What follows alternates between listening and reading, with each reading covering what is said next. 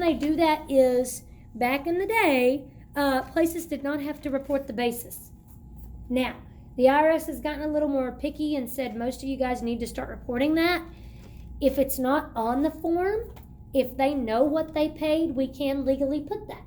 So if the basis is not listed, which is one of your options on that 89.49, you could ask them what they bought them for. Okay? You could ask them. I would like to see documents, but, you know, if they get close, then, you know, that's between them and the IRS. Like everything we do, we can only do what they tell us or give us, right? So, if you've gotten those over here, okay, you can roll your number down to 7, and then on your long term, you can roll your number down to 11. Okay? That's Schedule D. Yes. What did you guys get for your short-term loss or gain? $229. What is it? 200. 200? Okay, on the top, and then what'd you get at the bottom? 37. Okay, were those both gains? Yes. I'm pretty sure they're both gains. Because I know our total number is like 600 or 700 something.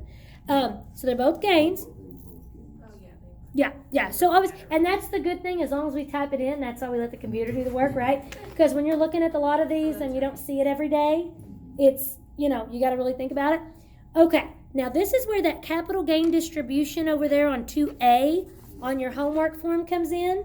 That goes on line 13. Right there. Okay? Oh, okay. 13. Huh. Schedule D, line 13. And you're just rounding. You just write 42. Mm-hmm. Okay. And you're going to add that in for your total at the bottom. What? So there. Let me show. So you add the top and the bottom. Uh-huh. So 13 on the Schedule D, Gustavo, says capital gain distribution. Remember there was a number we didn't have anywhere to put it from your DIV? Right, I remember. Okay? Now, The 4210? yes. Doing this in reality, guys, in the software is a lot easier. It's actually harder to do it on paper to know where it all goes. But you will know when it comes time, so you'll know, oh yeah, I remember seeing those stocks. You know that it goes in certain spots. Quick question. Do we add that 4210 to the long term? Yes, you're going to add all of that up and have a total. Let me see where the total goes here. Doop, doop, doop, doop. 110 plus 370. I know we totaled this somewhere. 412. Okay, 15. Net long-term capital gain or loss. 8 through 14. Short-term, go to part 2 on the back. Combine lines 7 and 15. So you're going to put it on line 16 on the back. Okay? Line 16 on the back. Okay. And then I wouldn't even worry about anything else because everything else is blank. So whatever is on line 16, 61239. what did you guys get when you added your 2 gains and your other gains? 61230. 612. I believe that's correct because they put the wrong answer. I think they put 412 in the software and we caught it. We were like, they can't add. They put the wrong answer. So you've got 612. Now where does that 612 go? Like 16 you said? Where does it go? Way back over. Okay, so your 6, it does go on 16. So that's 4. But remember, this is still our summary pages, right? Where does all this have to eventually go? Onto the 1040, okay? And this is a, what is this? Game. It's a gain.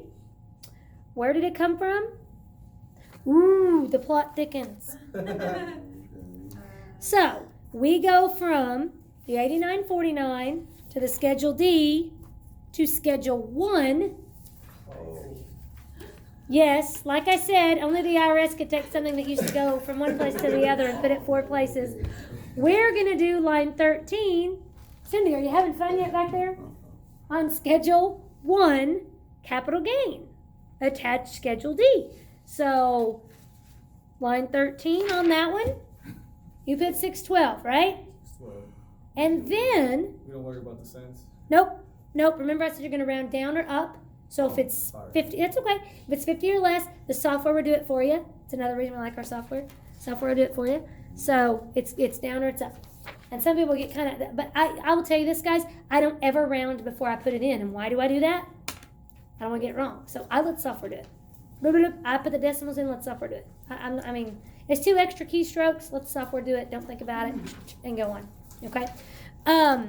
It does get kind of funny though, because some forms that have more than one like calculation, you'll notice sometimes the numbers don't match exactly. It's like the software rounded it and somewhere else it didn't get rounded. So I have seen that a little bit. I wouldn't worry too much about it. There's always dollars and cents difference. Sometimes you'll get people that'll have a tax estimate and we'll look at it and they'll go, well, H&R Block said I was getting back this amount. And it'll be a couple dollars different. So it does happen. I wouldn't stress too much. I would only stress when it's a big difference. So if someone said, well, they said I'm getting $4,000 more back, we better go back and look and make sure we didn't do something we weren't supposed to. Okay? Can I ask a question? Yes. So on Schedule 1, Uh-huh. line 13, where it Uh-huh. says, if not required, attach Schedule D if Mhm. required, if not required, check here. Right. Under what circumstances? That is a good question. I honestly can't tell you because all the ones I've ever done, we've done a Schedule D. Okay. But that would be something good for us to find out. I told the other class, if you come up with a question, you get to try to answer it. No, I'm kidding. No, but it would be good. We had that question, and then over there, one of them asked us about the front page of the 1040. On the income line, they said, well, y'all aren't to it yet, but it was other tax lines under the tax on number 11. The form 8814 and 4972, and I said, well, I've never used those, so I couldn't tell you what they are. And it's kind of like I said, we're in basic 101, right? I've done a lot of stuff that's in the 102. We are still learning every day. Well, I know she's seen things in her training, she's watched it, she's learning. I've even seen things that I've missed or forgotten in teaching you guys. So there are things that are going to be places that you may not know them, you may not use them as much. Once you get past some of the computer trainings, you're going to be pretty confident with basic EIC, basic income. You're going to know when something shouldn't be there.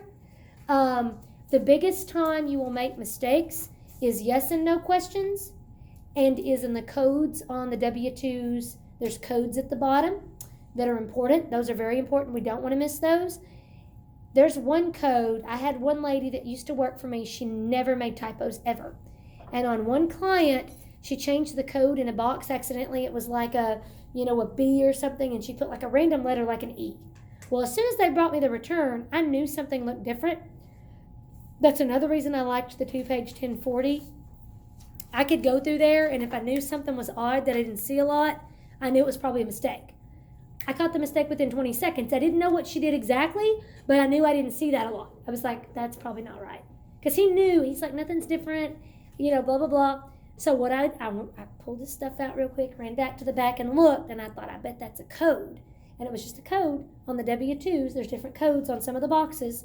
She typoed a different code that was like excessive Social Security something or other. It was just typo. And so I had to do it amended, had to change it. And so she made the mistake, and so gave him back his tax prep fee, that sort of thing. The deal was the mistake, like I said, she never made errors, ever. But the one typo she made, he ended up, it was a difference of like $1,000 or something. So he had to wait another 8 weeks to get that $1,000 back. So it was a big typo. It was simple, but it changed the return totally, because it was some sort of extra tax on Social Security stuff. And it was just a typo. She knew, though.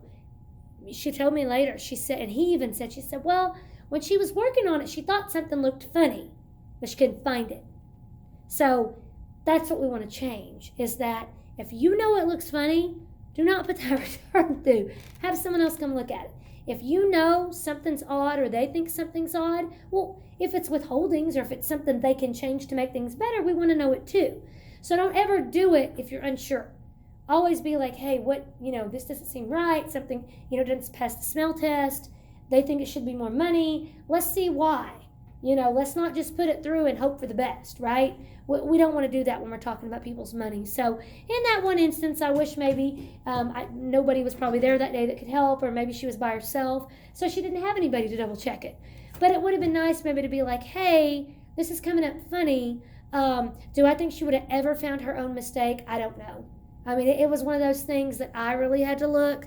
If you're just holding up the W-2, you may not even thought about a code. You'd have been more worried about the numbers.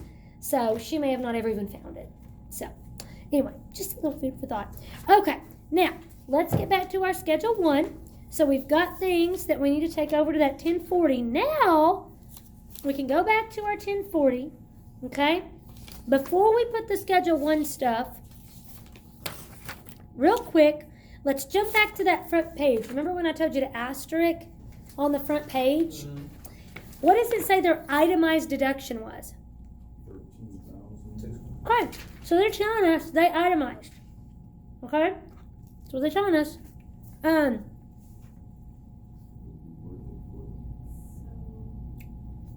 So, line 8, you're going to put 13,600. Now, I'll ask a question. Uh-huh. Will they be better off with the standard deduction? Well, this was probably in a year Oh, okay. that it was lower. Okay. The numbers on there are the new amounts, Okay. right? Okay. So I'm assuming that's a year that was lower. Okay. So for all intents and purposes, we're just going to say they itemized for the 13,000, and it was a better deal. And then I'm looking here. Yeah, what was your question? And then we're going to say that they're getting taxed on that refund on Schedule 1. $90. Mm-hmm. Yeah. With that, I'm sorry. No, go ahead.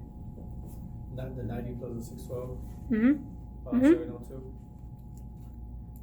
The 612 goes on line 13 because that's the capital gain. Okay, so it's in a different spot, and then the 90 for the taxable refund is going to go on line 10.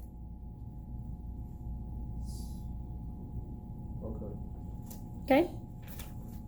Okay, okay.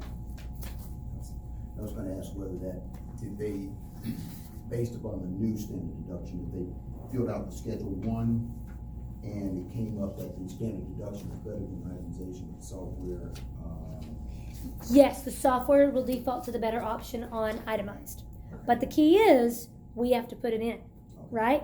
Because you can also itemize on state, which a lot of our clients will not itemize on federal, but will put their stuff in, and then when we look over at the state, it's marked itemized because it was better for them. You don't always know. So I say put it all in. It takes a few more minutes. It's not going to hurt anything. You'll get to where you can kind of tell. Like if their interest for their house was only $2,000 and that's all they're going to have on that page, it's probably not going to help them on state. Okay? And this year we'll try to do a better job of knowing what that number is for this few states will do. That way we can make that determination to say, oh, it's not even going to matter, right? But most of the ones I've had in the past that bring in their itemized, they've itemized on state. Yeah. When we get to state, there's also something with filing status. I'll just say that now so it's kind of in your head. There's things later on that you can file differently on state than you do federal. Sometimes it's better to file separately for couples because of their income, and it gives them a better tax rate. The softwares historically have not defaulted to the best option on state. It would have questions, do you want to look at this? But you could put no by accident. So always remember on state, there might be something different to do with the filing statuses. Now, think of it this way. What would be a reason that you wouldn't be able to do separate on a state? This is a really tough question because even still, we mess up on this and she's probably like, what's the answer? Do you remember when you can't do separate on a state? She's like, no, I forgot. It's a super simple answer.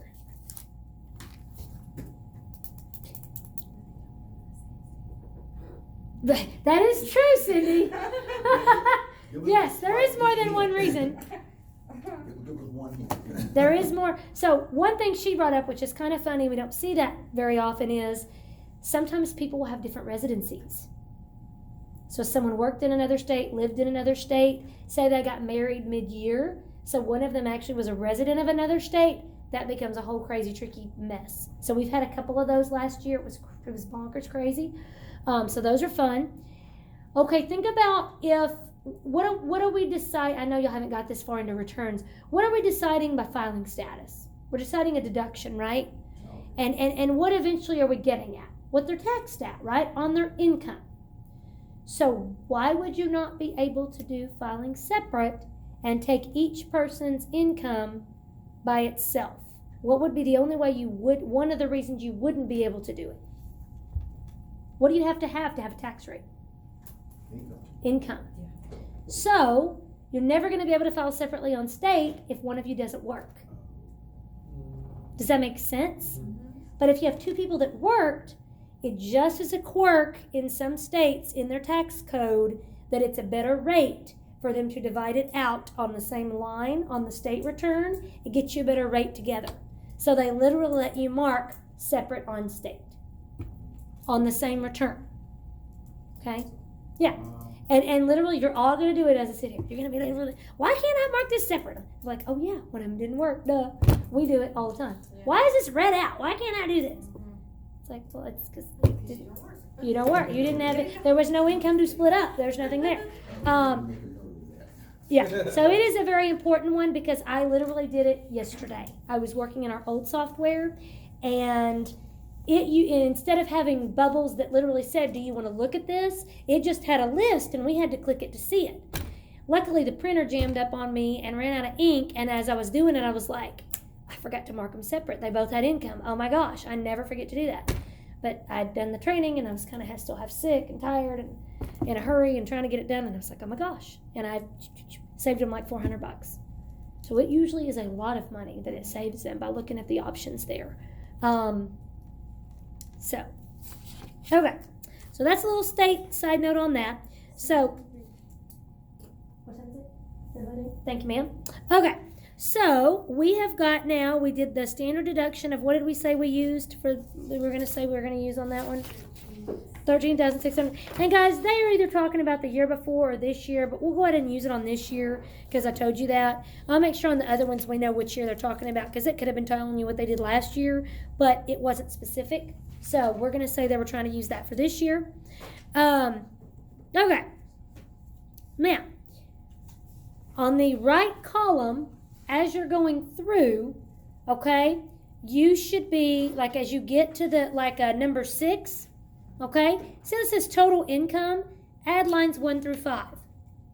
Now, add any amount from Schedule 1, line 22. So here's Schedule 1, right? We have to put that amount on the box that says 22 out beside number 6. And it's just the craziest thing I've ever seen doing these on paper. It makes me realize how bad their redoing of the 1040 is. But you see what I mean? You have to read left to right to understand it. So basically, total income, add lines 1 through 5, okay? Add any amount from Schedule 1, line 22 there, okay? And then we're going to add all that up in box 6 to the side. So you're adding up 1 through 5, plus whatever you put here for line 22, and you're putting that in box 6. Okay. So from Schedule 1, we had how much on Schedule 1?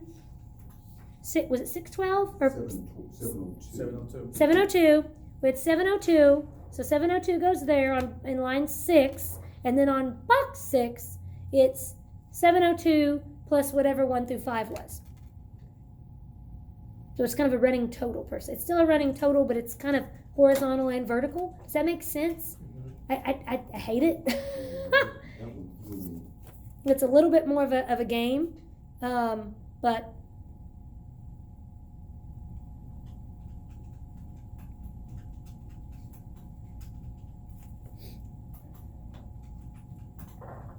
So, is it 56, 264? Yes. mm-hmm. And what about the qualified dividends? That goes over here and it's not taxed. Oh, okay. Yep. Okay, qualified dividends. Okay, that's not, okay. And Gotta say, this one looks better than the one I tried to do by myself. there you go. We've learned something today. Okay, I probably better turn this phone off and get it charging here.